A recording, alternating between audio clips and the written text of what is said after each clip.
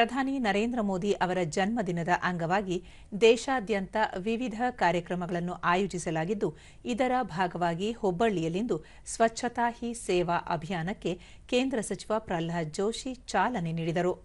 ಈ ವೇಳೆ ಅವರು ಹುಬ್ಬಳ್ಳಿಯ ರೈಲ್ವೆ ನಿಲ್ದಾಣದ ಮುಂಭಾಗದಲ್ಲಿ ಸ್ವಚ್ಛತಾ ಕಾರ್ಯ ಕೈಗೊಂಡರು. ಶಾಸಕ ಮಹೇಶ್ ತೆಂಗಿನಕಾಯಿ, ನೈಋತ್ಯ ರೈಲ್ವೆಯ ಪ್ರಧಾನ ವ್ಯವಸ್ಥಾಪಕ ಮುಕುಲ್ ಮಥುರ್ ಮತ್ತಿತರ ಗಣ್ಯರು ಉಪಸ್ಥಿತರಿದ್ದರು.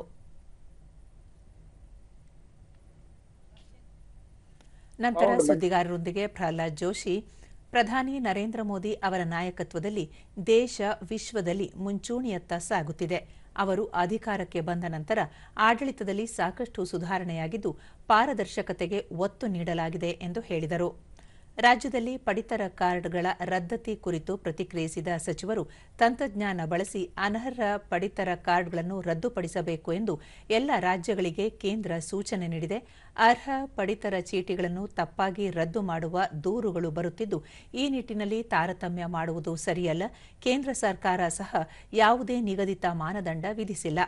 ಆದಾಯ ತೆರಿಗೆ ಕಟ್ಟುವವರನ್ನು ಕೈಬಿಡಬೇಕು ಎಂಬ ನಿಯಮ ಸ್ಪಷ್ಟವಾಗಿದೆ ಎಂದು ಹೇಳಿದ ಅವರು, 5 ವರ್ಷಕ್ಕೊಮ್ಮೆ ಪಡಿತರ ಕಾರ್ಡ್ ಪರಿಶೀಲನೆ ಮಾಡುವುದು ಕಡ್ಡಾಯ ಎಂದು ತಿಳಿಸಿದರು. ಪ್ರಧಾನಮಂತ್ರಿಗಳು ಸಹಿತ ಅವರಿಗೂ ಕೂಡ ದೇವರು ಒಳ್ಳೆಯ ಆರೋಗ್ಯವನ್ನ ಶಕ್ತಿಯನ್ನ ಕೊಡಲಿ ಅಂತ ನಾನು ಪ್ರಾರ್ಥನೆ. ಕಲಘಟಗಿ ತಾಲೂಕಿನ ಕಿಮ್ಸ್ ಆಸ್ಪತ್ರೆಯಲ್ಲಿ ಆಯೋಜಿಸಿದ್ದ ಸ್ವಸ್ಥ ನಾರಿ ಸಶಕ್ತ ಪರಿವಾರ್ ಕಾರ್ಯಕ್ರಮದಲ್ಲಿ ಪ್ರಧಾನಮಂತ್ರಿ ಮಾತೃವಂದನಾ ಯೋಜನೆ ಫಲಾನುಭವಿಗಳಿಗೆ ಸಚಿವ ಪ್ರಹ್ಲಾದ್ ಜೋಶಿ ನೇರ ಹಣ ವರ್ಗಾವಣೆ ಮಾಡಿ ಗೌರವಿಸಿದರು. ಈ ವೇಳೆ ಅವರು, ದೇಶಾದ್ಯಂತ ಮಾತೃವಂದನಾ ಯೋಜನೆ ಫಲಾನುಭವಿಗಳಿಗೆ 19,000 ಕೋಟಿ ರೂಪಾಯಿಗೂ ಹೆಚ್ಚು ಆರ್ಥಿಕ ನೆರವನ್ನು ನೇರ ನಗದು ವರ್ಗಾವಣೆ ಮಾಡಲಾಗಿದೆ.